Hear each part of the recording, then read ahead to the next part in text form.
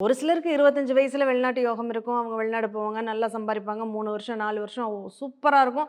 அவங்க வந்து இங்க தேவைகளை பூர்த்தி பண்ணி இடம் வாங்குவாங்க, வீடு கட்டுவாங்க, வந்து செட்டில் ஆயிடுவாங்க. ஒரு சிலர் 10 வருடங்கள் அங்கேயே இருப்பாங்க. கிரீன் கார்டு வாங்கிடுவாங்க. அங்கேயே பிஆர் அப்ளை பண்ணிடுவாங்க. அவங்களுக்கு அங்கேயே இருக்கக்கூடிய வாய்ப்புகள் சிட்டிசன்ஷிப் கூட ஏற்படக்கூடிய ஒரு வாய்ப்புகள குடுத்துரும். இன்னும் ஒரு சிலருக்கு போவாங்க 20 வருஷம், 30 வருஷம் இருப்பாங்க. அதுக்கப்புறம் அவங்க சொத்து பத்து எல்லாமே இங்க வாங்குவாங்க. அங்கேயும் ப்ராப்பர்ட்டி சொத்து இருந்தாலும், அத வரும்போது வித்துட்டு டிஸ்போஸ் பண்ணிட்டு பணம் எடுத்துட்டு வருவாங்க. இங்க கடைசி காலகட்டங்கள்ல ஹேப்பியா இருப்பாங்க.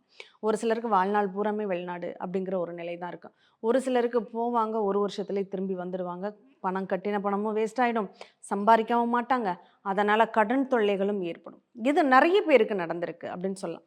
இன்னும் ஒரு சிலர் என்ன பண்ணுவாங்க, வெளிநாட்ல போய் சம்பாரிச்சு, அங்கேயே அவங்க ஏதாவது பெரும் பணம் வரணும் அப்படிங்கிற பேராசையினால பணத்த அங்கேயே தொலைச்சுட்டு, இல்ல யாரையாவது நம்பி அந்த பணத்த குடுத்துட்டு, உழைச்ச உழைப்பெல்லாம் அவங்கள்ட்ட விட்டுட்டு, வெறுங்கையோடன் திரும்பி வந்த நெறைய நிகழ்வுகளும் இருக்கு. அதே மாதிரி வெளிநாட்ல போய் விபத்து ஏற்பட்டு, அந்த விபத்தின் காரணமாக ஊருக்கு வந்தவங்களும் இருக்காங்க. இப்படி நம்மளுடைய வெளிநாட்டு யோகம் அப்படிங்கிறது நமக்கு வரமாக செயல்படுதா? இல்ல சாபமாக செயல்படுதா? அப்படிங்கிறத நம்ம ஜாதகத்த நம்ம பார்த்தோன்னா தெரிஞ்சுக்க முடியுங்க.